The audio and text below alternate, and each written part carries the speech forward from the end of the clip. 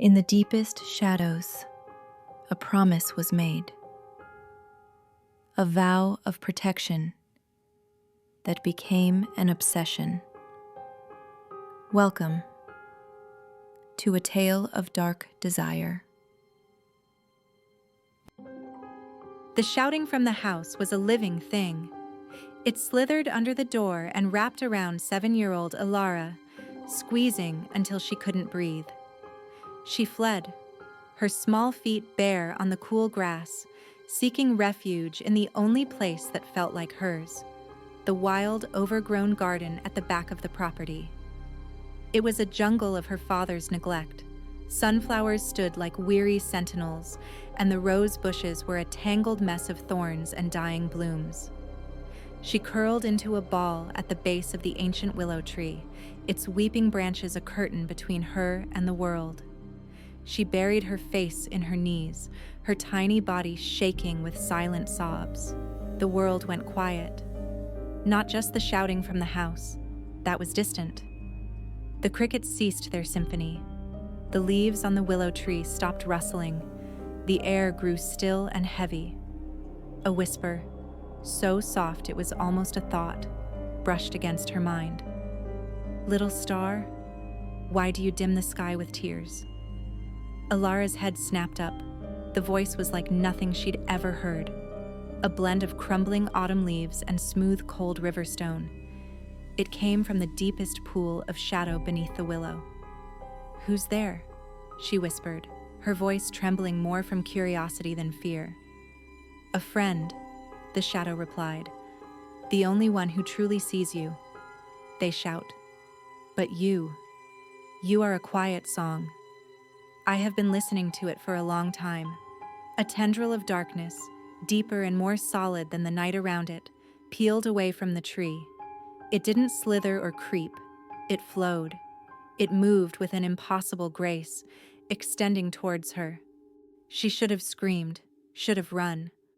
But a profound, unnatural calm settled over her. The tendril, cool and smooth as polished silk, gently wiped a tear from her cheek.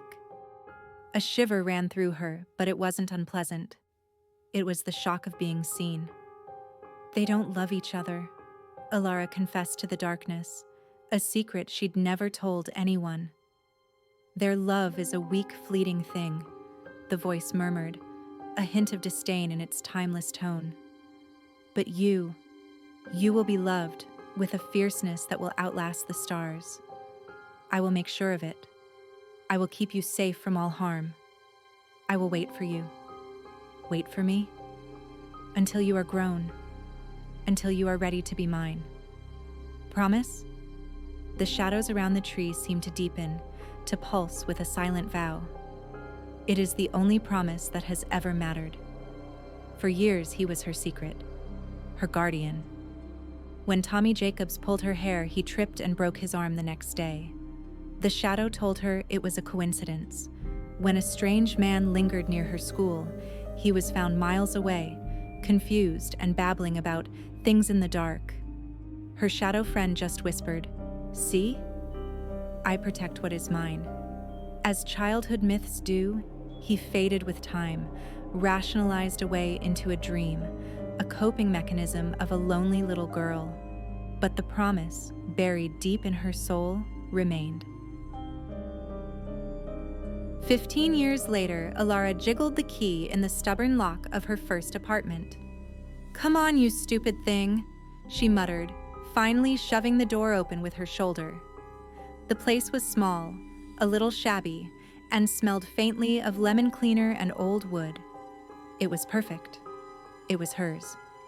But a nagging feeling had followed her through the moving process, a persistent sense of being observed. She chalked it up to city life, the constant proximity of neighbors, the hustle of the street below. The first gift made her think she was losing her mind. It was a Monday morning. She'd made her bed, a new habit symbolizing her new life. Neat, tidy, controlled. But lying on the pristine white pillowcase was a single flawless black rose. It was velvety and deep, so dark it seemed to drink the light from the room. There was no note. The apartment door had been locked, the windows latched. Her heart hammered against her ribs. She threw the rose away, her hands shaking. A prank? A mistake? Then she met Liam. He lived 2 floors down and had a puppy that was always escaping into the hallway. He'd shown up at her door, looking apologetic and holding a wriggling ball of golden fur. "I'm so sorry. He's an escape artist." "Oh, wow. You're new in 4B. He had kind eyes and an easy smile that reached them. Their first date was to a casual Italian place. He was refreshingly normal. He talked about his job in graphic design, his family's summer lake house, his failed attempt at growing tomatoes on his balcony. He was sunlight and simplicity. Being with him made the strange feeling of being watched recede. He walked her to her door. The hallway was warm and quiet. "I had a really great time, Elara," he said, his voice soft. "Me too," she replied, smiling genuinely for the first time in weeks. He leaned in. She met him halfway. The kiss was gentle, warm, promising. The light above them flickered violently, then died with a faint pop. The entire hallway was plunged into darkness. A wave of cold air, so sudden and intense, it felt like stepping into a walk-in freezer, washed over them. They jumped apart. "Whoa!" Liam laughed, a nervous edge to his voice. "This building, I swear. The wiring is from the Stone Age." Elara didn't laugh. She wrapped her arms around herself, her skin prickling with goosebumps. This wasn't a blown fuse. This was a presence. This was a jealousy so cold it could steal the warmth from the air. She mumbled a goodnight and practically fled into her apartment, locking the door behind her. She stood in the dark, her back against the wood, listening. The silence was deafening. And in that silence, a childhood memory, long forgotten, whispered in the back of her mind. "I will wait for you." The world outside her apartment continued, bright and oblivious. But inside, Elara's reality was shrinking, curving inwards under the weight of an invisible gaze. The gifts became more frequent, more personal. A vintage hair comb, crafted from obsidian and shaped like twisting vines, appeared on her bathroom sink. An old first edition book of dark fairy tales was left on her coffee table, a passage about a king of shadows marked with a ribbon of black silk. She tried to tell Liam over coffee. The words tumbled out. The rose, the coldness, the feeling of a presence, the childhood stories she'd told herself. He listened patiently, then reached across the table and took her hand. "Hey, it's okay. Moving is super stressful, and old buildings make all kinds of creepy noises. It's probably just, all in your head." She pulled her hand back, a knot of frustration and isolation tightening in her chest. He didn't understand. He couldn't see the darkness gathering around her. That night, after a wonderful normal date with Liam that almost made her believe everything was fine, she returned to her apartment. She was humming, kicking off her shoes, feeling a flicker of hope. The lights went out. This was different from the hallway. This was an absolute, suffocating blackness. The hum of the refrigerator died. The digital clock on the microwave vanished. The city sounds from the street were utterly silenced. It was a void. Panic, pure and primal, seized her. She couldn't see her own hand in front of her face. "Hello?" Her voice was a pathetic squeak in the overwhelming quiet. Then, a whisper. It didn't come from a direction. It came from everywhere and nowhere at once, vibrating through the very air. "His hands on you. His breath on your skin." The voice. After all these years, It was deeper now, resonant with a power that made her bones feel brittle. It was no longer the whisper of a hidden friend. It was the voice of a predator. "Who are you?" she cried out, pressing herself against the wall. "You know who I am." "You have always known." A shape began to form in the center of the room. It was a man, but not a man. A silhouette carved from the essence of night itself, towering and broad-shouldered. It absorbed the little light there was, a void within a void. And in the space where its head would be, 2 points of amber light ignited, like the eyes of a great beast. It moved towards her. It didn't walk, it glided, the darkness flowing around it like a royal cloak. The temperature dropped until she could see her own panicked breath misting in the air. The scent of frost and petrichor filled her lungs. It stopped mere inches from her. She was frozen, trapped not by force, but by a terror so complete it was paralyzing. A hand formed from the swirling shadows. It was elegant, long-fingered, but tipped with claws that looked like shards of obsidian. It reached out, and she flinched, expecting pain. Instead, the touch was devastatingly gentle.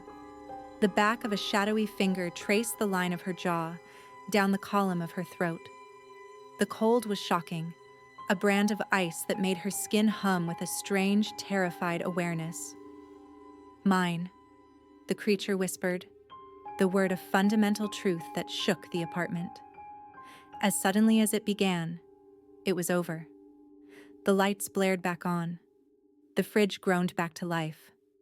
Sound rushed in.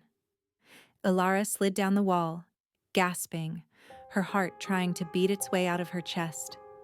Scratched into the paint on the wall opposite her, as if carved by a giant razor-sharp claw, was a single word: soon. The next day. The text message from Liam never came. Not that morning, not by lunch. A cold dread, separate from the creature's chill, began to pool in Elara's stomach. She called. It went straight to voicemail. "He's just busy. He's at work. He lost his phone." The rationalizations felt thin and brittle.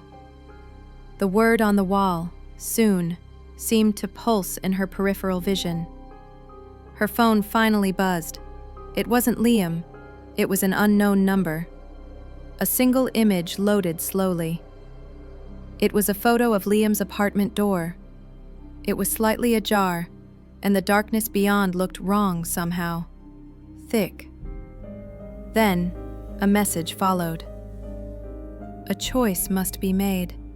Come and see the cost of your distraction." Elara's blood ran cold. She ran. She took the stairs 2 at a time, her breath catching in ragged sobs. She didn't knock. She pushed the door open. The scene inside was one of calculated violence. Furniture was upended, the TV screen was shattered, and books were torn from their shelves. It was chaos. But in the center of the living room, lying perfectly still on the carpet, was Liam. "Liam!" She rushed to his side, dropping to her knees. He was unconscious, his skin deathly pale and ice-cold to the touch. She felt for a pulse. It was there, thready and weak.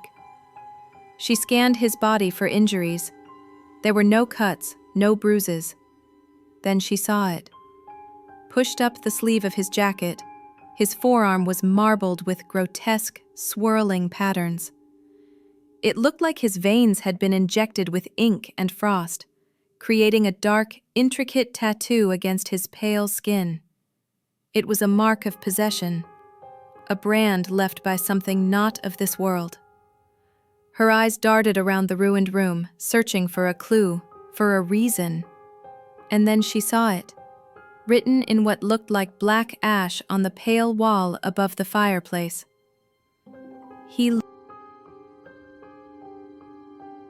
The path to Blackwood Manor was a descent into another world. The air itself grew heavy, charged with a static energy that raised the fine hairs on Elara's arms. The mansion stood before her, not a ruin, but a throne. And she was walking toward its king. She didn't push the door. It swung inward on silent hinges, an invitation she had no choice but to accept. The grand hall was a cathedral of twilight. The last embers of the sun set the dust motes ablaze, but they died before they could touch him. Kale. He stood before the panoramic windows, a sculpture of primal elegance carved from shadow and moonlight. The fading light gilded the sharp planes of his face, the broad expanse of his shoulders. The powerful line of his body she could now see was all lean, coiled strength. He turned. His eyes, twin suns of amber fire, locked onto hers. The air left her lungs. This was no phantom. This was a deity of the night, and his gaze was a physical force, stripping away every pretense, every fear, leaving only raw, trembling anticipation. He moved, a panther's glide, silent and lethal, closing the distance between them until the chill radiating from his body raised goosebumps on her skin. It was a cold that did not soothe. It ignited. A flush of heat spread through her core, a shocking contrast. He was so close she could see the impossible depth in his eyes, could trace the perfect, cruel curve of his lips. Elara. Her name was a prayer and a command on his tongue, a vibration that resonated in the deepest part of her. She couldn't speak. Her heart was a wild drum against her ribs, a rhythm meant only for him. He lifted a hand. His fingers, long and artistically shaped, hovered beside her face. He didn't need to force. His will was a palpable thing drawing her in. Slowly, she leaned her cheek into his palm. The contact was an electric shock. His skin was like cool marble, but it sparked a conflagration within her. A sharp, wanting gasp escaped her lips. His thumb stroked her cheekbone, a touch of devastating tenderness that belied the raw hunger in his eyes. "You feel it," he murmured, his voice a low, intimate thunder. "The pull. The truth you've been running from.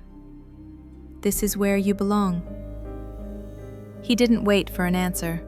His other hand came up to cradle the back of her neck, his fingers tangling in her hair. His grip was firm, possessive, leaving no doubt who was in control. He tilted her face up to his. The first brush of his lips was a question, cool, firm. Time ceased to have meaning.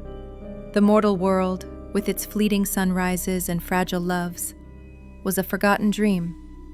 Perched on their obsidian throne beneath a cosmos of their own making, Elara and Kale ruled the eternal night.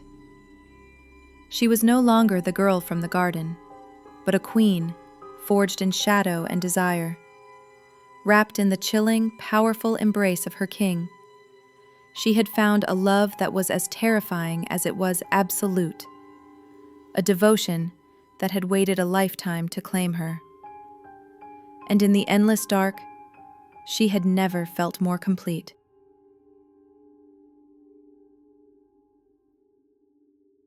If you were captivated by the darkness, then your journey has only just begun. Subscribe to delve into more tales of forbidden love and timeless obsession, and turn on notifications so you never miss when a new story emerges from the shadows. Until the next chapter, sleep well.